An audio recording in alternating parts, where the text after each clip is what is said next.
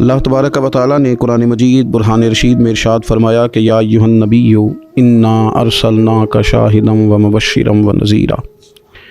فرمایا محبوب صلی اللہ تعالیٰ علیہ وسلم ہم نے آپ کو گواہ بنایا ہے، خوشخبری دینے والا بنایا ہے اور ڈر سنانے والا بنایا، وداعیا الی اللہ، اور آپ کو اللہ کی طرف دعوت دینے والا بنا کے بھیجا ہے، بِإِذْنِهِ، اس کے حکم کے ساتھ، اس کے اذن کے ساتھ، وسراجا منیرا، اور چمکتا ہوا آفتاب بنا کے بھیجا ہے۔ اے محبوب صلی اللہ تعالیٰ علیہ وسلم آپ کو داعی الی اللہ بنایا، اللہ کی جانب دعوت دینے والا بنا کے بھیجا ہے۔ نبی پاک صلی اللہ تعالیٰ علیہ وآلہ وسلم نے ہمیں اللہ کی جانب دعوت دی، عقیدوں کے اندر، نظریات کے اندر، افکار کے اندر، سوچوں کے اندر جو کمزوریاں ہیں ان سب کو نبی پاک صلی اللہ تعالیٰ علیہ وسلم نے دور فرمایا۔ ہمیں رسول کائنات صلی اللہ تعالیٰ علیہ وسلم نے فکری طور پر، ذہنی طور پر، قلبی طور پر مضبوط کیا۔ انسان جب تک اللہ اور اس کے رسول صلی اللہ تعالیٰ علیہ وسلم سے ذہنی طور پر اور روحانی اور قلبی طور پر وابستہ نہیں ہوتا اتنی دیر تک وہ کمزور رہتا ہے، اور جب وہ رب رسول سے وابستہ ہو جاتا ہے، اس کا عقیدہ اللہ اور اس کے رسول صلی اللہ علیہ وسلم کی ذات پر مضبوط ہو جاتا ہے، پھر وہ ذہنی طور پر، فکری طور پر مضبوط ہو جاتا ہے۔ نبی پاک صلی اللہ تعالیٰ علیہ وسلم کی تشریف آوری سے پہلے جو بنیادی مسئلہ تھا وہ یہ تھا کہ کفار مکہ، قریش بہت سارے بتوں کی پوجا کرتے تھے، تو جو نظریاتی کمزوریاں تھیں، جو فکری فقدان تھا وہ ان کے اندر بہت زیادہ تھا۔ حج کر کے آتے تھے تو اوہام پرستی کا شکار تھے، حج کر کے آئے ہیں تو دروازے سے داخل نہیں ہوں گے، اوپر سے کود کر کے آئیں گے، کپڑے اتار کر معاذ اللہ بیت اللہ شریف کا طواف کرتے، قربانیاں کرتے تو ان کا خون کعبے کی دیواروں کے ساتھ ملتے۔ مصر کے اندر یہ رسم پائی جاتی تھی کہ وہ سال کے بعد ایک لڑکی کو ذبح کر کے دریا میں ڈالتے تھے تو تب دریا چلنا شروع ہوتا تھا، اور اس پر انہوں نے نظریہ بنا لیا تھا کہ ایسا ہوگا تو تبھی معاملہ آگے بڑھے گا۔ نبی پاک صلی اللہ تعالیٰ علیہ وسلم نے ان سب لوگوں کو اللہ کی جانب دعوت دی۔ حضور علیہ السلام نے فرمایا میں تمہارے سامنے جو تعلیمات لے کے آیا ہوں ان میں کوئی اوہام پرستی نہیں، اس میں توہمات کا کوئی تذکرہ نہیں، ایک مضبوط دین، اللہ تبارک و تعالیٰ کی ذات پر بھروسہ، اللہ تبارک و تعالیٰ کی رحمت سے امید، ان سب چیزوں کو رسول پاک صلی اللہ تعالیٰ علیہ وسلم نے لوگوں کے ذہنوں تک اتارا۔ جب تک انسان کا بھروسہ عام انسانوں سے وابستہ رہتا ہے، دنیا داروں سے وابستہ رہتا ہے، پیسوں سے وابستہ رہتا ہے، دنیاوی معاملات کے ساتھ وابستہ رہتا ہے تو وہ کمزور ہوتا جاتا ہے دن بدن۔ اور رسول پاک صلی اللہ علیہ وسلم داعی الی اللہ ہیں تو حضور نے ہمیں یہ سوچے دی ہیں کہ تم نہ اپنے آپ کو اللہ رسول سے وابستہ کرو، پھر یہ جو کمزوری ہے نا، کمزوری یہ تمہارے دل سے نکل جائے گی۔ ہم دیکھتے ہیں کہ آج بہت سارے لوگ ایسے ہیں جو مایوسی کی گفتگو کرتے ہیں، اگر غریب ہو گئے ہیں تو تب بھی ان کے جملوں میں معاذ اللہ مایوسی ہے، کہیں بیمار ہو گئے ہیں تو پھر بھی وہ گھبرائے سے ہیں، وہم کا شکار ہیں، اگر کسی جگہ کوئی آزمائش ان پر آ گئی ہے تو بھی مختلف توہمات کا وہ شکار ہو جاتے ہیں۔ اگر توجہ اللہ رسول کی جانب ہو اور وہ سوچیں جو رسول پاک صلی اللہ علیہ وسلم نے ہمیں دی ہیں ان پر توجہ ہو تو پھر انسان کسی وہم کا شکار نہیں ہوتا، پھر وہ مضبوط زندگی گزارتا ہے اور مضبوطی کے ساتھ آگے بڑھتا ہے، کیونکہ اس کو سمجھ آ گئی ہے کہ میرا خالق اللہ ہے، رازق اللہ ہے، پیدا کرنے والا اللہ ہے، اور میرے تمام معاملات کا محافظ بھی میرا اللہ ہے۔ پھر وہ کمزور نہیں پڑتا، پھر وہ زیادہ امیدیں لوگوں سے وابستہ نہیں کرتا، دنیا داروں سے، سیٹھوں نوابوں سے زیادہ امیدیں نہیں وابستہ کرتا، پھر اس کی امیدیں اللہ سے اور اللہ والوں سے، پھر وہ اللہ رسول کی بارگاہ میں اپنے آپ کو پیش کر دیتا ہے۔ حدیث مبارکہ ترمذی شریف میں موجود ہے، راوی حضرت عبداللہ ابن مسعود رضی اللہ تعالیٰ عنہ ہے۔ ذرا حضور صلی اللہ علیہ وسلم کے تربیت کرنے کا انداز دیکھیے گا۔ حضرت عبداللہ ابن مسعود رضی اللہ تعالیٰ عنہ روایت کرتے ہیں کہ نبی پاک صلی اللہ تعالیٰ علیہ وسلم نے فرمایا کہ اللہ تعالیٰ نے ہر جان کو پیدا فرمایا، ہر جان کو اللہ تعالیٰ نے پیدا کیا تو تین چیزیں رب کریم نے لکھ دیں اس کے لیے۔ ہر جان کو پیدا کیا تو اللہ نے لکھ دیا، کیا لکھا؟ اس کا رزق کتنا ہے یہ بھی رب نے لکھ دیا، عمر کتنی ہے، زندگی کتنی ہے یہ بھی رب نے لکھ دیا، اور جو اس پر مشکلات آئیں گی وہ بھی اللہ نے لکھ دی۔ اس کی حکمت کے تقاضوں کے تحت جو مشکلات آئیں گی انسان کی گناہوں کی معافی کا سبب بنیں گی، نیک ہے تو درجات کی بلندی کا سبب بنیں گی، تو جو مشکلات اس کی طرف آئیں گی، جو مصیبتیں، بیماریاں، تنگیاں، وہ سب اللہ تبارک و تعالیٰ کی حکمت کے تقاضوں کے تحت آئیں گی۔ اب انسان یہاں گھبرایا رہے، مایوس ہو جائے۔ ایک بات اب ذرا یہاں صوفیہ کہتے ہیں وہ بھی سمجھنے والی ہے، وہ کہتے ہیں کہ اصل بات یہ ہے کہ جس رب کی طرف سے تو کرم قبول کرتا ہے نا، اس کی طرف سے آزمائش بھی قبول کر۔ وہ کریم جو تیرے اوپر رحمت کے دروازے کھولتا ہے، کبھی اپنی حکمت کے تقاضوں کے تحت تجھے کسی مشکل میں ڈالے تو اسے بھی تھوڑا سا قبول کر۔ ایسا نہ ہو کہ میٹھا ہے تو فٹافٹ تو قریب کرے، اور اگر تھوڑا سا تجھے کوئی ترش رویے سے، ترش جگہ سے گزرنا پڑے تو پھر تو گھبرا جائے۔ تو اپنے مالک کے سپرد جب اپنے آپ کو کر دے گا، پھر تیری طبیعت سکون میں آ جائے گی، تیرا قلب ٹھنڈک میں آ جائے گا۔ محمود غزنوی رحمۃ اللہ علیہ مالٹا کھا رہے تھے، ایک ٹکڑا اس کا، ایک خاش اس کی اپنے ہاتھ سے نکال کر کے ایاز کو کھانے کے لیے دی، ایاز فٹافٹ کھا گیا۔ بعد میں ایک ٹکڑا محمود نے اپنے منہ میں ڈالا تو بڑا کڑوا محسوس ہوا مالٹا، تو اس نے اس کو تھوک دیا اور ایاز کی طرف دیکھ کے کہنے لگا بہت ترش تھا، بہت کڑوا تھا، کس طرح تم کھا گئے؟ اللہ اکبر۔ تو ایاز نے جو بات کی وہ ہمیں سمجھاتی ہے کہ بندے کا رشتہ کس طرح کا ہونا چاہیے۔ ایاز کہنے لگا آقا ساری زندگی تیرے ہاتھوں سے میٹھے کھائے، آج ایک کڑوا آیا تھا تو میں اگر اسے تھوک دیتا یہ کو آئینے وفاداری تو نہ ہوا۔ انسان کو اللہ کی طرف سے نعمتیں آتی جائیں، رحمتیں آتی جائیں، تندرستیاں آتی جائیں، لیکن کسی جگہ ذرا کمزوری دیکھنی پڑے تو انسان اس جگہ ٹھہر جائے، اس جگہ وہ گھبرا جائے، وہم کا شکار ہو جائے، پتہ نہیں کیا ہو جائے گا، ان چکروں میں پڑ جائے، تو یہ بات درست نہیں ہے۔ اب یہ کہ ہم کیا کرتے ہیں، ہم نے اپنی ساری توجہات کا مرکز دنیا والوں کو بنا لیا ہے، دنیا والوں کو کیسے راضی کرنا ہے، ان کو کیسے سیٹ رکھنا ہے، لوگوں کے ساتھ اپنے تعلقات کو کس طرح کر کے مضبوط کرنا ہے، بس اسی میں ہمارے صبح و شام گزر جاتے ہیں۔ 3-4 جگہوں پہ دعوت مل گئی، ایک دن میں ایک جگہ ولیمے پہ جانا تھا وہاں خود چلے گئے، ایک جگہ اصال ثواب کی تقریب تھی تو وہاں بیٹے کو بھیجا، اور ایک جگہ اور کسی معاملے میں دعوت تھی تو وہاں فون کر کے معذرت کر لی، کسی طریقے سے لوگ راضی رہیں۔ پھر کیا ہوتا ہے، پھر انسان کو یوں محسوس ہوتا ہے کہ اسے فٹ بال بنا لیا گیا۔ آپ لوگوں کی توقعات پہ کتنا پورا اتریں گے؟ بس آپ اپنے ضمیر سے پوچھیں کہ ہم اللہ اور اس کے رسول صلی اللہ تعالیٰ علیہ وسلم کے ساتھ اخلاص رکھتے ہیں، ہمارا دل اس پر مطمئن ہے جو کام ہم کر رہے ہیں، جو سفر ہم نے شروع کیا ہوا ہے وہ رب کی رحمت کی طرف ٹھیک بڑھ رہا ہے۔ باقی یہ کہ لوگوں کو راضی کرنے کی کوشش میں رہنا اور لوگوں پر توجہ رکھنا اور لوگوں کے معاملات ہر وقت دیکھتے رہنا، یہ چیز انسان کو کمزور بھی کر دیتی ہے اور بعض اوقات اسے لوگوں کے سامنے رسوا بھی کر دیتی۔ حضرت سیدنا عبداللہ ابن عباس رضی اللہ تعالیٰ عنہ موجود تھے تو رسول پاک صلی اللہ تعالیٰ علیہ وسلم نے انہیں نصیحت فرمائی۔ اپنے چچا کے بیٹے حضرت عبداللہ ابن عباس کو حضور نے نصیحت فرمائی، فرمایا یقین رکھو اے عبداللہ ابن عباس، یقین رکھو کہ اگر ساری دنیا متفق ہو جائے تمہیں نفع پہنچانے میں تو تمہیں نفع پہنچا نہیں سکتی مگر وہ جو تمہارے لیے تمہارے رب نے لکھ دیا ہے۔ لوگ تمہیں نفع پہنچانا چاہیں تو پہنچا سکتے نہیں، اور فرمایا اگر ساری امت متفق ہو جائے کچھ نقصان پہنچانے میں تو نقصان پہنچا نہیں سکتے مگر یہ کہ جو اللہ نے تمہارے لیے لکھ دیا ہے۔ نہ تمہارا کوئی نفع کر سکتا ہے نہ کوئی تمہارا نقصان کر سکتا ہے، ہوگا وہ جو اللہ کی مشیت کا تقاضا ہوگا، خدا کی رحمت کا تقاضا ہوگا۔ تو اب کرنے کا کام تو یہ ہے کہ ساری توجہات کا مرکز اللہ رسول کو بنایا جائے۔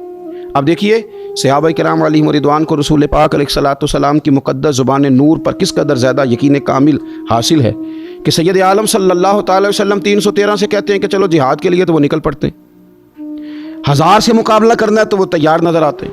حضور علیہ السلام کہتے ہیں خندق میں چلو تو وہ تیار نظر آتے ہیں۔ حضور صلی اللہ تعالی علیہ وسلم جو وعدہ ان کے ساتھ کرتے ہیں تو وہ من و عن اس وعدے پر توجہ کرتے ہیں۔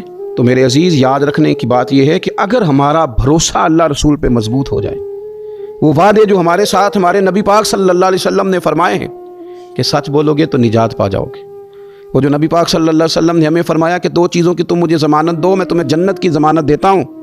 یا رسول اللہ کون سی؟ فرمایا کہ 2 جبڑوں کے درمیان جو تمہاری زبان ہے اس کی مجھے ضمانت دے دو، اور ایک تمہاری 2 ٹانگوں کے بیچ جو شرمگاہ ہے تو مجھے اس کی ضمانت دے دو، میں تمہیں جنت کی ضمانت دے دیتا ہوں۔ تو وہ ساری چیزیں جو رسول کریم صلی اللہ تعالیٰ علیہ وسلم نے ہمارے لیے رکھی ہیں، ہمیں ان چیزوں پر توجہ کرنی، ہمیں غور کرنا ہے کہ یہ وعدے جو اللہ رسول نے ہمارے ساتھ کیے ہیں یہ سب سے زیادہ مضبوط ہیں۔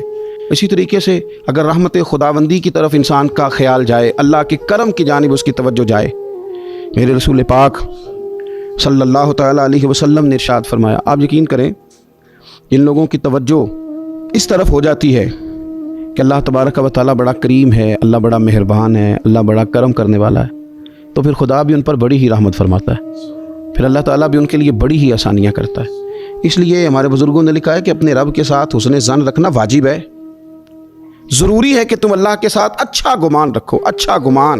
امام غزالی نے حدیث لکھی ہے، ایک عرابی نبی پاک صلی اللہ علیہ وسلم کی خدمت میں حاضر ہوا اور اس نے عجیب بات کی، عرض کی یا رسول اللہ صلی اللہ علیہ وسلم قیامت کے دن حساب کون لے گا؟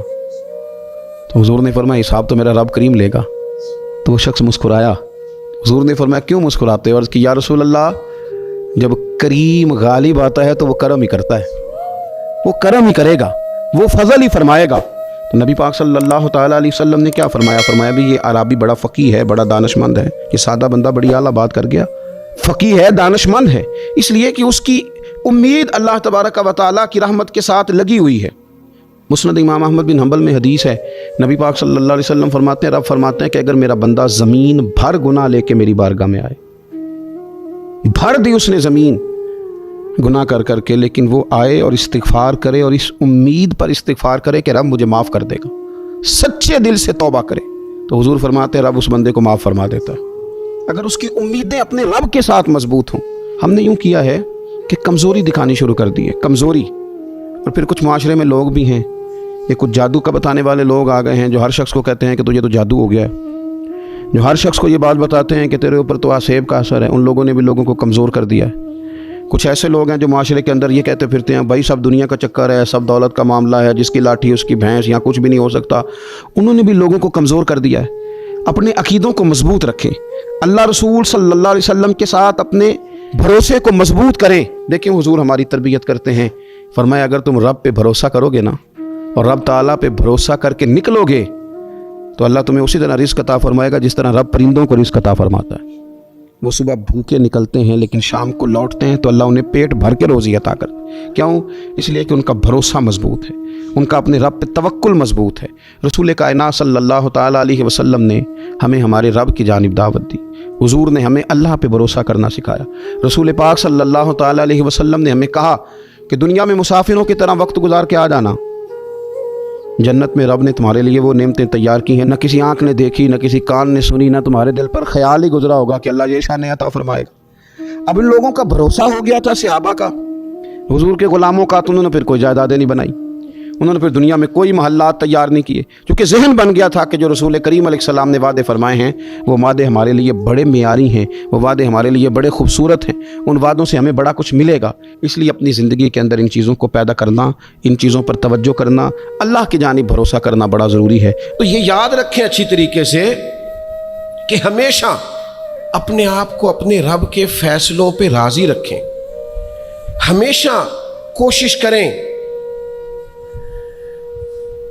کہ مقدر سے شکوہ نہ کریں، تقدیر سے شکایت نہ کریں، جو ہمیں نہیں ملا اس کے بارے میں اپنی طبیعت کے اندر تڑپ اور طلب نہ پیدا کریں۔ بس جو فیصلہ رب نے کر دیا اس فیصلے پر ہمیشہ راضی رہیں۔ یہ کر کے دیکھیں۔ حضرت انس بن مالک رضی اللہ تعالیٰ عنہ فرماتے ہیں ایک پوری جماعت جنت میں جائے گی لوگوں کی، فرشتے ان سے پوچھیں گے کہ میاں حساب دے آئے ہو؟ تو وہ کہیں گے ہمیں تو کسی نے حساب پوچھا ہی نہیں۔ ان سے پوچھا جائے گا پل صراط دیکھی ہے؟ کہیں گے نہیں ہم نے تو نہیں دیکھی۔ ان سے پوچھا جائے گا کہ میزان عمل؟ تو انہوں نے کہا نہیں بالکل نہیں۔ تو کہا اچھا تم بڑے خاص لوگ ہو، دنیا میں کرتے کیا رہے ہو؟ تو کہیں گے کرتے کچھ بھی نہیں تھے، رب کے فیصلوں پہ راضی رہتے تھے۔ اور طبرانی میں ایک روایت ایسی بھی موجود ہے کہ حضور فرماتے ہیں رب کہتا ہے جس نے میرے فیصلوں پہ راضی نہیں رہنا وہ رب کوئی اور ڈھونڈ لے۔ اگر تم میرے فیصلے پہ راضی ہی نہیں ہو، او بھائی میں اپنے ادارے کا سربراہ ہوں، جو میرا فیصلہ نہیں مانے گا وہ نکلے گا ادارے سے۔ میں اپنی جماعت اور تنظیم کے تعلق سے کوشش کروں گا کہ امیر کی اطاعت کا سبق دوں۔ اگر کوئی نظم و ضبط درست نہیں کرے گا، یہ ایک حال ہے یہاں کے جو مینجمنٹ کے کام ہیں، معاملات ہیں، ایک سربراہ آپ نے بنایا ہوتا ہے، اب اس کی اگر بات نہیں مانے گا کوئی ورکر، کوئی کام کرنے والا، تو یقیناً وہ کہیں گے کہ میاں آپ بات نہیں مان رہے، تمہارا نظم و ضبط خراب ہوتا ہے، لہذا اگر آپ نے ہمارے نظم کے اندر نہیں رہنا تو آپ نکل جائیں۔ تو اللہ کے فیصلوں کو جو لوگ تسلیم نہیں کرتے، اللہ کے فیصلوں کو جو لوگ تسلیم نہیں کرتے، یقیناً وہ کمزور ہو جاتے ہیں۔ آج بڑے لوگ ہیں جو وظیفے پوچھتے ہیں اللہ کیسے راضی ہوگا؟ بتاؤں وظیفہ آپ کو؟ امام غزالی لکھتے ہیں کہ حضرت موسیٰ کلیم علیہ السلام نے اللہ کے حضور عرض کیا مالک میری قوم پوچھتی ہے تو کیسے راضی ہوگا، ہم تجھے راضی کرنا چاہتے ہیں تو کیسے راضی ہوگا؟ تو حضرت موسیٰ علیہ السلام سے رب کریم نے فرمایا ان سے جا کے کہہ دو کہ مجھ سے راضی ہو جائے میں بھی ان سے راضی ہو جاؤں گا۔ یہ اپنے رب سے راضی رہیں، جو رب ان کے لیے فیصلہ کرے۔ وہ حضرت سفیان ثوری دعا مانگ رہے تھے نا، یا اللہ راضی ہو جا، یا اللہ راضی ہو جا، یا اللہ راضی ہو جا، تو حضرت رابعہ بصریہ رحمۃ اللہ علیہ بھی پردے کے پیچھے بیٹھی تھیں، تو جب انہوں نے بہت زیادہ اس دعا پر اصرار کیا نا، یا اللہ راضی ہو جا، تو پردے کے پیچھے سے بول پڑی، کہنے لگی سفیان اب کچھ اور نہ مانگے، اللہ سے آگے نہ چلے۔